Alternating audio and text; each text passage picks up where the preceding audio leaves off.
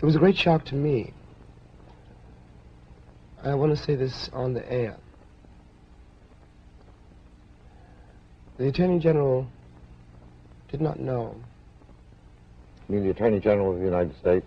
Mr. Robert Kennedy. Didn't know that I would have trouble convincing my nephew to go to Cuba, for example, to liberate the Cubans in defense of a government which now says it is doing everything it can do, which cannot liberate me.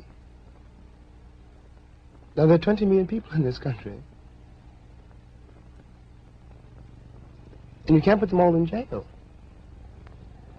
I know how my nephew feels. I know how I feel. I know how the cats in the barbershop feel. A boy last week who was 16 in San Francisco told me on television, thank God we got him to talk. Maybe somebody will start to listen. He said, I got no country, I've got no flag. Now, he's only 16 years old. And I couldn't say you do. I don't have any evidence to prove that he does. They were tearing down his house because San Francisco is engaging, as most northern cities now are engaged, in something called urban renewal, which means moving the Negroes out. It means Negro removal. That is what it means.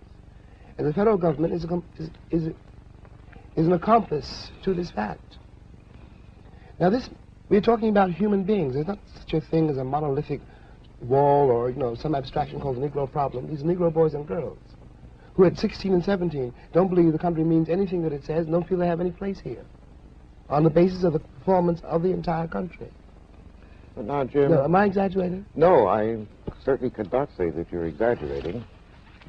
But there is this picture of a group of young Negro college students in the South coming from colleges where the whole system seemed to conspire to keep them from having courage, integrity, clarity, and the willingness to take the risk which they have been taking for these last 3 or 4 years. Could you react to the student nonviolent movement which has made such an impact on America, which has affected both Negroes and whites, and seemed to have jolted them out of the lethargy of tokenism and moderation? How do you account for this? Yeah. Well, of course, one of the things I think that happened, Ken, really, is that in the first place, the Negro has never been as docile as white Americans wanted to believe. That was a myth. We were not singing and dancing down the levee. We were trying to keep alive. We were trying to survive a very brutal system. The Negro has never been happy in his place. What those kids, first of all, prove, they prove that. They come from a long line of fighters. And what they also prove, I'm going to get to your point, really. What they also prove is not that the Negro has changed, but that the country has arrived at a place where it can no longer contain the revolt. It can no longer, as it could do once, let's say I was a Negro college president, and I needed a new chemistry lab. So I was a Negro leader.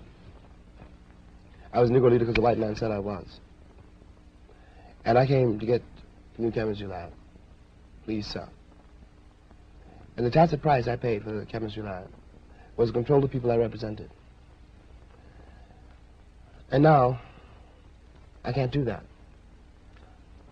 When the boy said this afternoon, we were talking to a Negro student this afternoon, who's been through it all, who's half dead, who's about 25. Jerome Smith.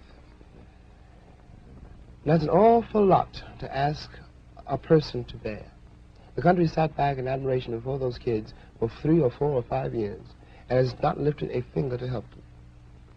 Now, we all knew, I know you knew and I knew too, that a moment was coming when we couldn't guarantee, that no one can guarantee that it won't reach the breaking point, You can only survive so many beatings, so much humiliation, so much despair, so many broken promises, before something gives. human beings are not by nature and environment. Those children had to pay a terrible price in discipline, in moral discipline, and an interior effort and courage which the country cannot imagine, because it still thinks Gary Cooper, for example, was a man.